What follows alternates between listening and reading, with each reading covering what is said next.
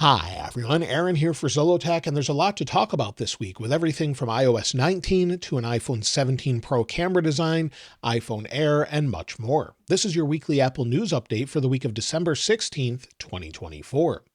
Apple will be making AirPods in India next year, according to a report by Bloomberg, starting around the first quarter of 2025. Apple will apparently add AirPods to the list of devices manufactured in India as they continue to move to diversify where their devices are made, outside of just China and a couple other places. So it looks like they're diversifying this. We'll probably see chipsets made in the United States and TSMC in Arizona and much more.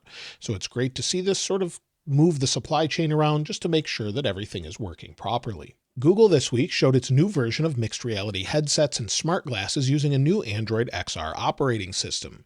While Google has long had sort of mixed reality or virtual reality headsets, they sort of discontinued them or slowed them down with the Pixel version and much more. But it looks like in response to Apple's Vision Pro, more are actually starting to take notice. So this is a good thing for Apple Vision Pro, even though it's super expensive. This will sort of standardize the industry and bring a competitor back that has some different features, maybe hand gestures and much more. So let me know what you think of this in the comments below, and I'll link this in the description so you can check it out yourself. If you're using WhatsApp, they've actually announced improved calling across WhatsApp phones and desktop. They've actually updated the overall software with group call participant menus. You can see this on their website. They've updated it with things such as new effects for video calls, improved calling on desktop, and better quality overall for video calls. So that's live now. Apple this week announced the App of the Year. This is something they do every year, and you'll see Apple honors 2024 App Store Award winners. And if we scroll down, you'll see the iPhone app of the year is Kino from Lux Optics. iPad app of the year is Moises. The Mac app of the year is Adobe Lightroom. If we scroll down, Lumi won app of the year, which is great to see as I've long had this on my Apple Watch as the complication in the middle, and it's great to see them finally get some recognition. So that's something that they've finally recognized, which is great. The Apple TV app of the year is F1 TV, and you'll see the iPhone Games of the Year, AFK Journey, and if we continue to scroll down, you'll see more and more. They also announced the top downloaded apps. You can see this in the App Store as well. I'll link all of this in the description, but you'll see the top US apps, and it's based on region. So depending on where you live, this could change, but you can see all of the top paid apps. And as you continue to scroll down, you can see all of the different apps that they have. So this goes across to iPad and more. Apple this week also expanded its music offering, where Apple Music actually has global live radio offerings with 3 new stations. So you'll see this here, Musica Uno, Club, and Chill. So those are now available in Apple Music, where they've actually announced this on their newsroom as well.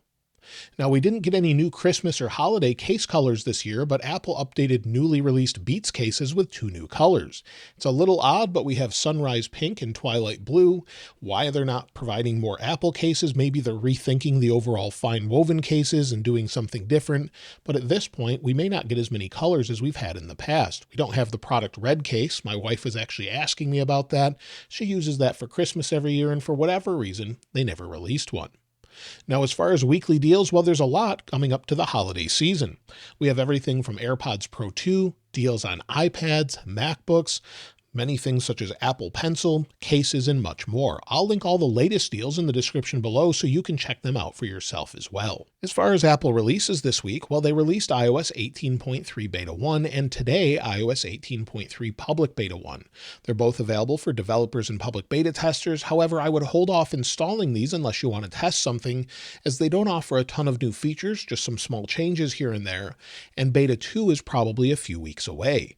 So at this point, we may not see another beta until early January, whether it's the first week of January or second week, we don't really know, but usually it's around the second week. So it could be 3 weeks until we actually see the next update. It could be even longer if they decide to work on something else, add additional features and more.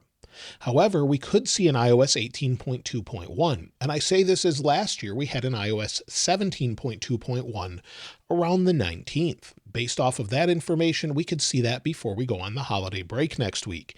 So based on that, we could have a new update as soon as this week. We'll have to wait and see, but if there's more security and bug fixes they need to take care of, well, then we'll have that update.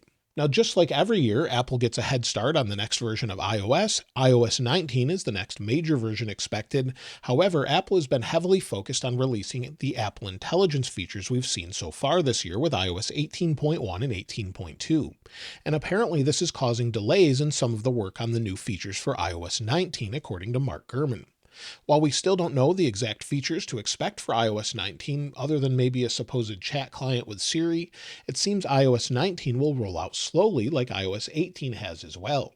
We're still waiting for additional features with iOS 18.3 and 18.4 with Siri 2.0 or other integrations with Apple Intelligence, where it's context aware, aware of what's on the screen, aware of what's in mail, and can tell you information just based on a simple sentence like you would say to someone in real life. So if you said, I need to know when the flight is for my mom coming in for Christmas, it would know who your mom is, would know when that flight is based off of email or things you've booked, and be able to give you that exact information. So that's what we're waiting for, some of those features they've shown off, and it's going to take a little while, it seems. So iOS 19 should have some major features, but I wouldn't be upset if they actually focused on stability with it and made it more of a snow leopard year where it's just all about the bug fixes and getting things right. But let me know what you think of that in the comments below. Now, Apple's working on their own Wi-Fi chip. It's said to debut in 2025, according to Mark Gurman, and the new chip will combine both Wi-Fi and Bluetooth and let Apple be in full control of the design and power of the chips. This will allow them to have a lower power chip that hopefully has better connectivity overall, doesn't maybe restart every time you lock or unlock your phone for people that have had those issues, and will help them sort of control everything to make it a better experience. Hopefully we'll see this in something like the iPhone SE 4th generation, where we'll have something similar to the iPhone 14 with Face ID and more, but with a singular 48 megapixel camera. So we're expecting that, and Apple's actually said to stop selling the current iPhone SE and iPhone 14 this month as they still have the Lightning cable in the EU. So supposedly they're going to stop selling them in the EU, and this further reiterates reports that Apple's planning to release a new iPhone SE 4th gen in a few months. So we'll probably see that with that new camera, Face ID, and a faster processor with Apple Intelligence. And that's all according to ET News as well, that we will have a 48 megapixel camera. So it looks like they're going to upgrade it, maybe have the main camera from the iPhone 16 Pro. Now that they've been working on the iPhone 17 Pro for some time, it seems it will be more of a redesign than originally anticipated. According to a Chinese leaker, Apple is completely rethinking the rear camera module, and it's said to be more of a horizontal sort of camera layout, more similar to what we have with the Pixel 9 Pro series. However, today, a new Weibo leaker has said that the current layout that we have for the 16 model with sort of the triangle here will stay, and we won't have this horizontal layout. That could be reserved for the next iPhone that's super slim or the iPhone Air. So it's a little bit up in the air and a bit of a surprise, it seems, what we'll see next year. But this seems to be something that works well for spatial photo and video, so we would need something in alignment here. However, we could see it horizontal as well. So we may have a couple different variants that Apple's working on, and they haven't decided which one yet. And when it comes to the iPhone Air or iPhone 17 Slim or iPhone 17 Air, this week the Wall Street Journal has said that Apple is planning a new format change and major design changes, bigger than what we would have expected. It seems the iPhone Air will not only be the thinnest device ever, so thinner than what we have with the iPhone 6 Plus or iPhone 6, but also it seems it will be removing some features in favor of thinness, according to the Wall Street Journal. It's also said to be priced cheaper than the iPhone 17 Pro, so instead of being a premium model like the iPhone 10 was, it would be more along the lines of the iPhone 16 Plus like we have here.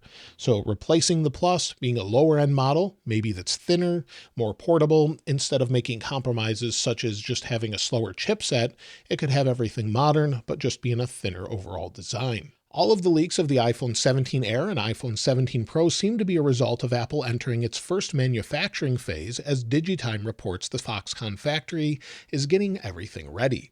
So this typically happens every year where they get their prototypes up and running, make sure they can manufacture everything, and then work on it further to get it ready for September. So it takes a long time to get everything working so they can make millions months from now.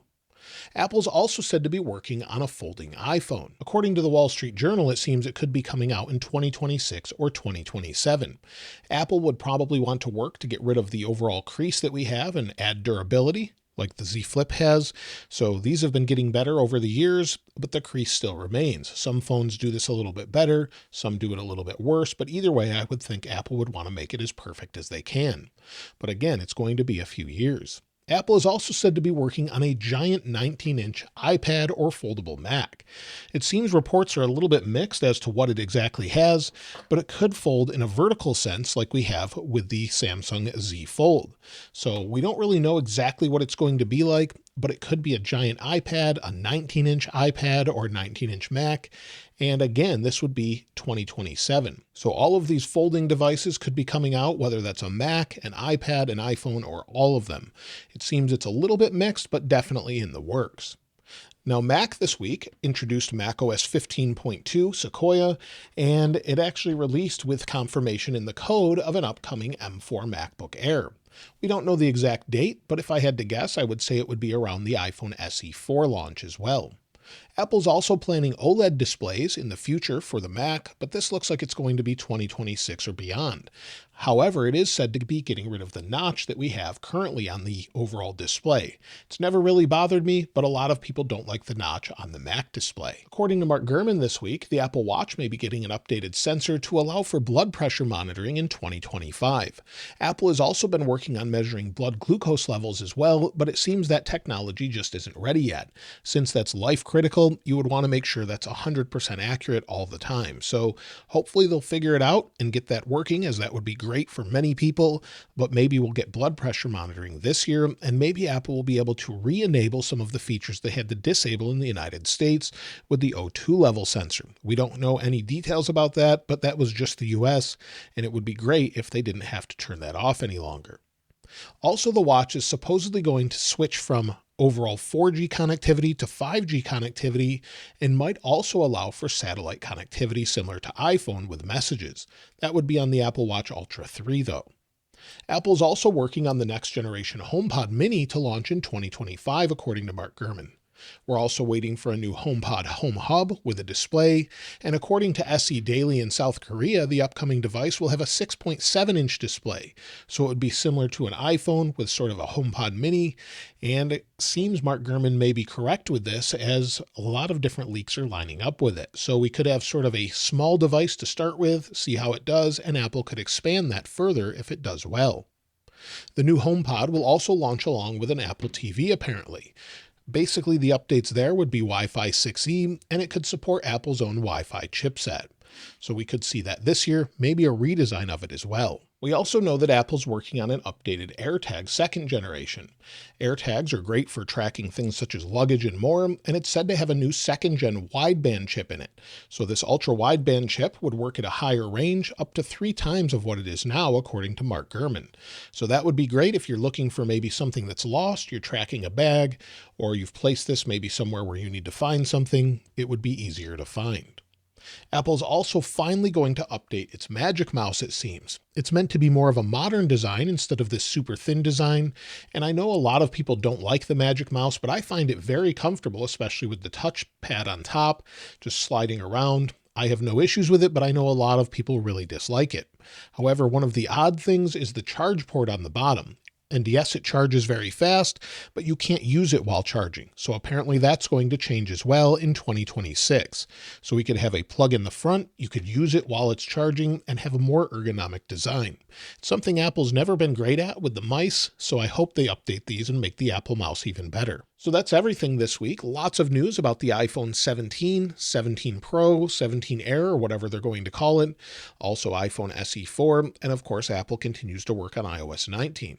I'm looking forward to a more stable version of iOS 18. So far, iOS 18.2 seems to be pretty good after you give it a few days to a week, sort of to finish things in the background. But let me know how your experience is with it in the comments below and what you're looking most forward to as well. Of course, I'll link this wallpaper in the description like I normally do. And if you haven't subscribed already, please subscribe. And if you enjoyed the video, please give it a like. As always, thanks for watching. This is Aaron. I'll see you next time.